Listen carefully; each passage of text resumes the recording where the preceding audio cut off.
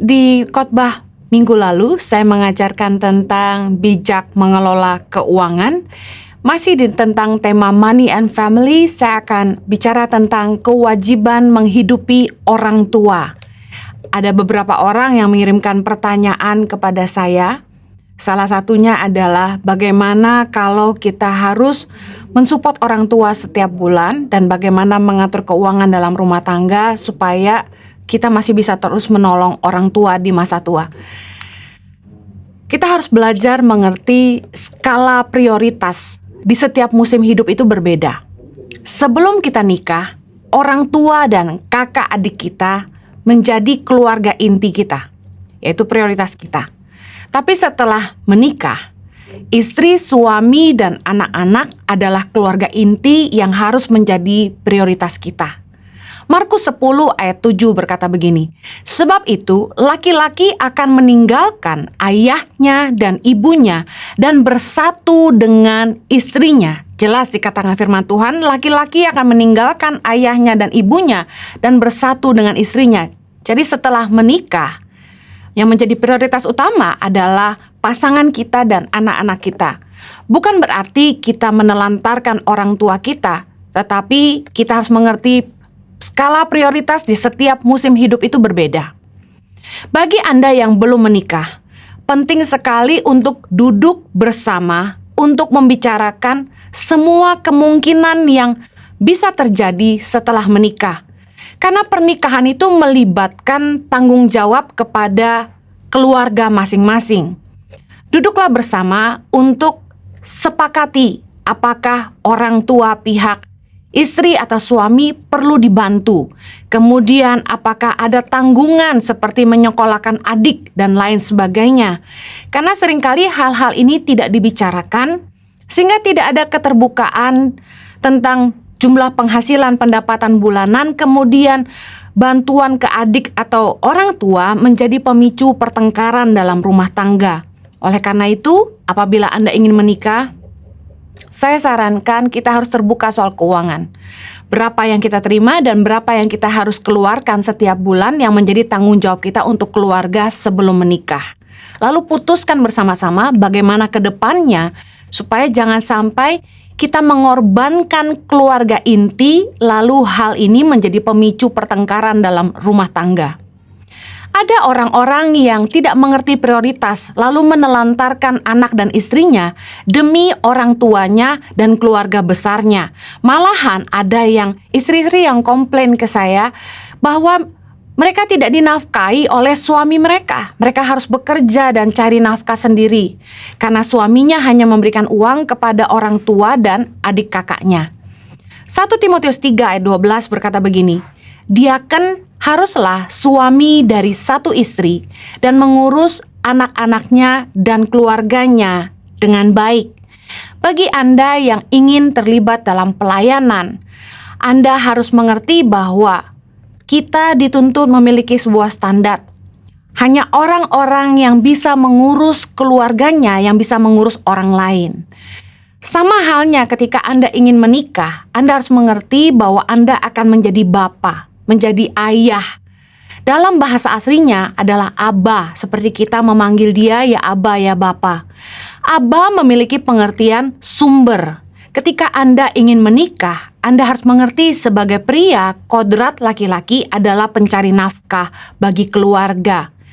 Bagi Anda yang tidak mau menafkahi anak istrimu, saya sarankan jangan menikah. Karena seorang laki-laki kodratnya adalah sumber, Aba. Makanya kenapa banyak dalam rumah tangga istri-istri tidak bisa menghargai suaminya karena suaminya tidak bisa menafkahi keluarganya.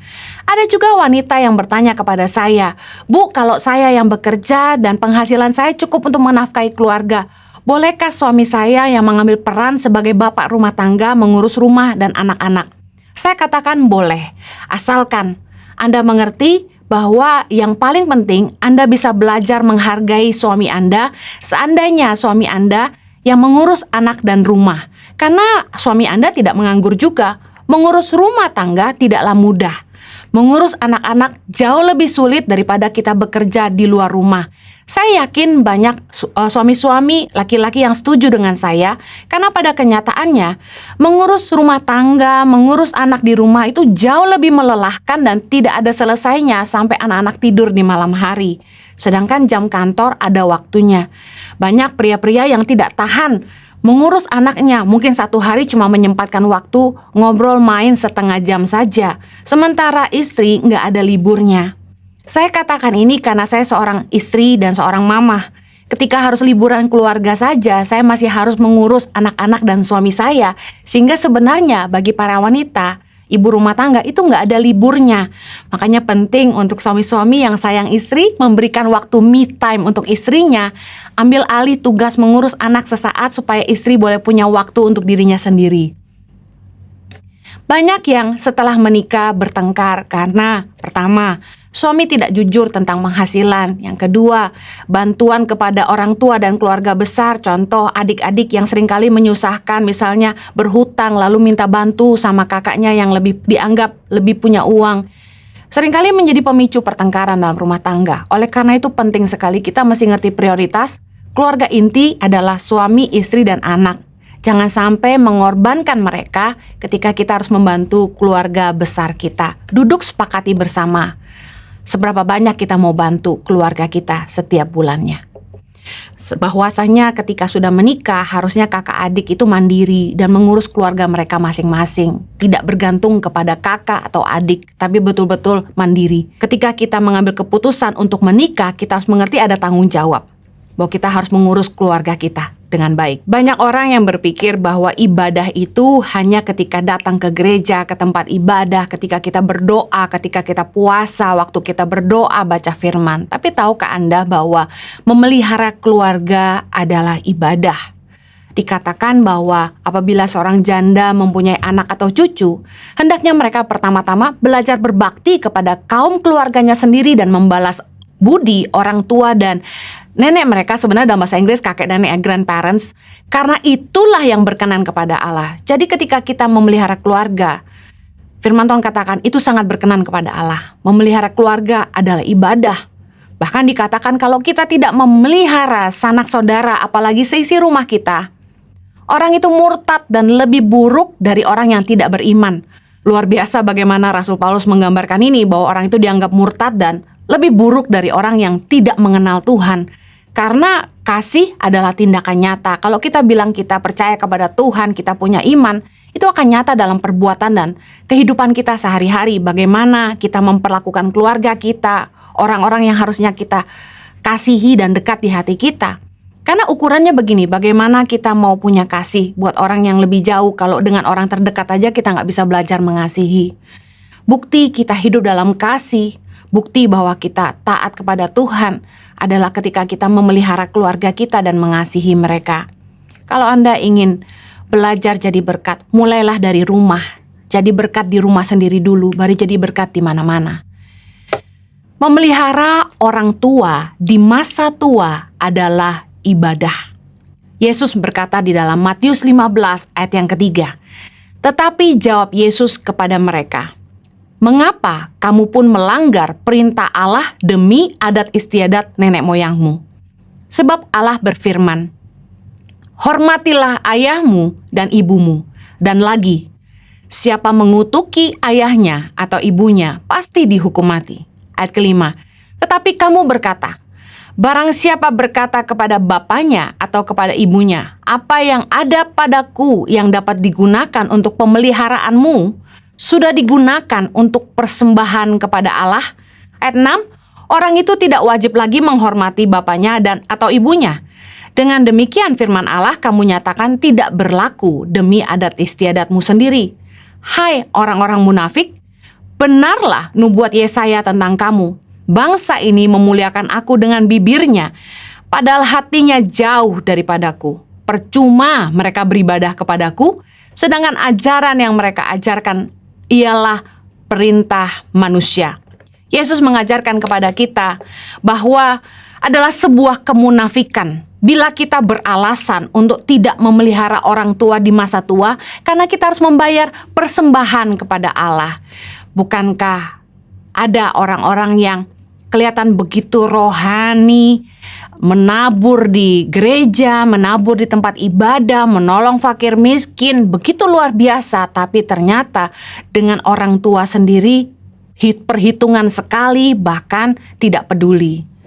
Yesus mengatakan bahwa percuma kamu beribadah kepadaku. Artinya sia-sia semua taburan kita untuk rumah ibadah, untuk persembahan kepada Allah katanya. Kalau dalam kehidupan kita sendiri, kita tidak peduli sama orang tua kita. Memelihara orang tua di masa tua sama pentingnya dengan memberikan persembahan kepada Allah. Itu adalah ibadah. Itu inti dari yang Yesus katakan kepada kita. Seringkali kita cuma rohani di bibir saja atau yang kelihatan orang saja, tapi dalam kehidupan kita tidak peduli sama orang-orang yang patut kita pelihara. Orang tua di masa tua merupakan tanggung jawab kita dan itu adalah ibadah yang berkenan kepada Allah. Ada yang bertanya begini, Bu Heni, bagaimana kalau penghasilan saya pas-pasan? Saya harus menafkahi istri dan anak-anak, sedangkan saya juga harus memberi tunjangan kepada orang tua setiap bulan. Berilah dengan kerelaan hati, bukan karena paksaan.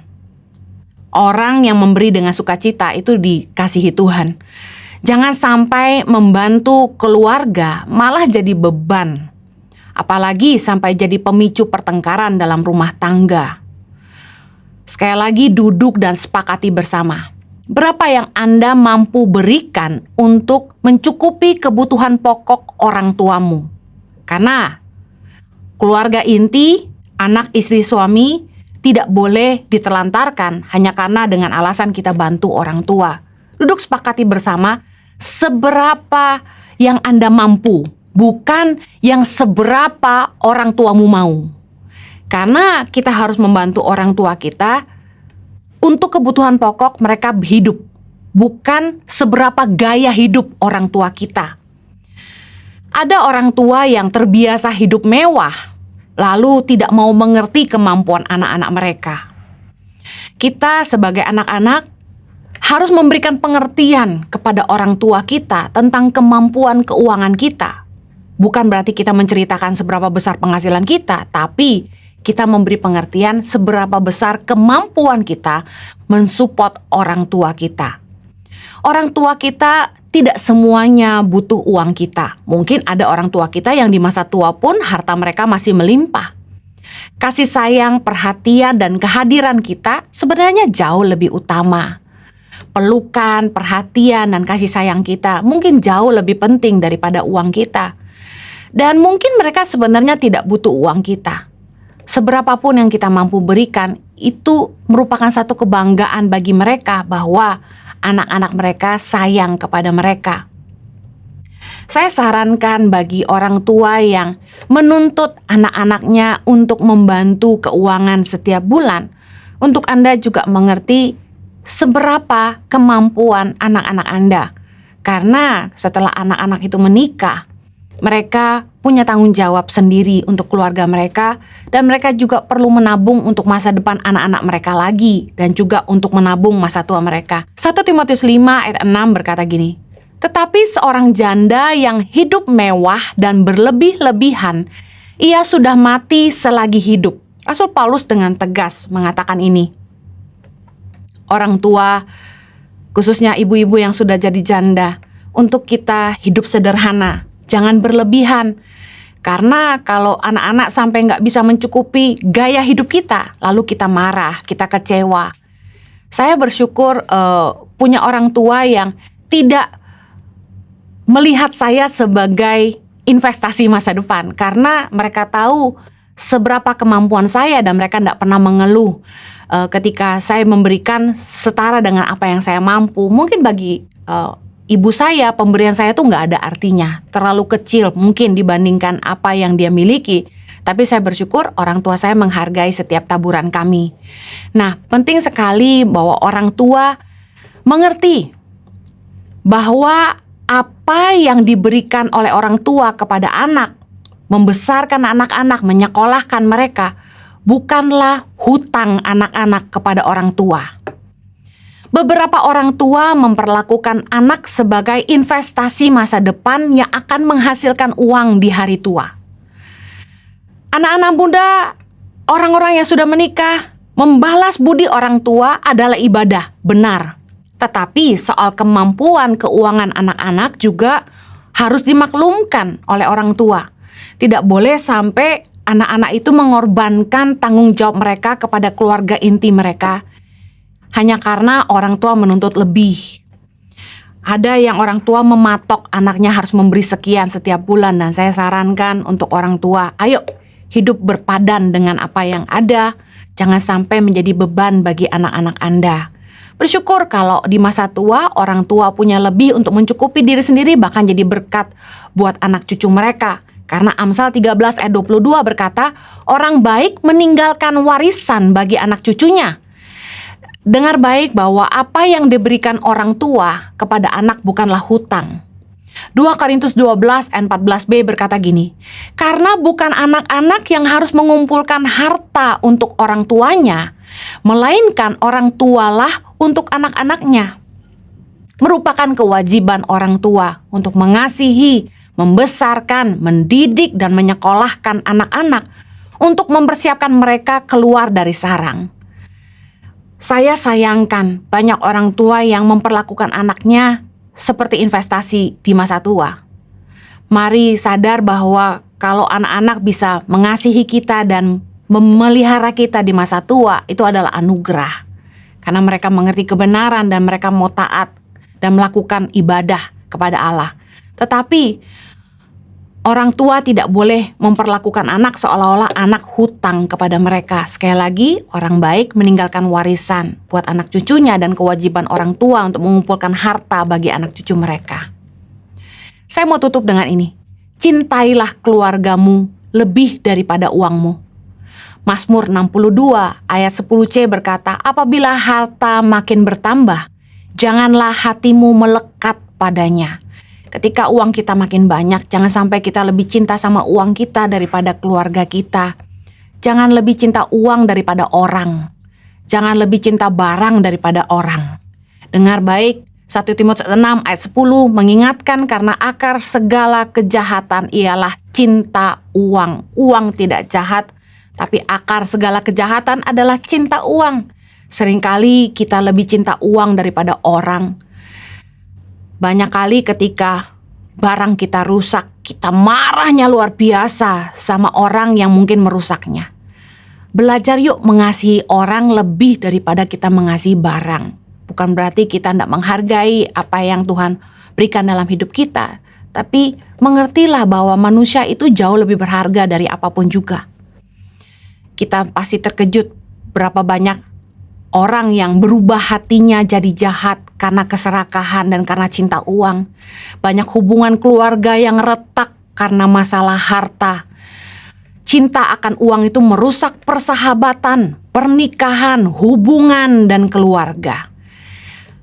Salah satu teman kami, seorang certified financial advisor berkata, uang itu bisa merekatkan tapi juga bisa meretakkan.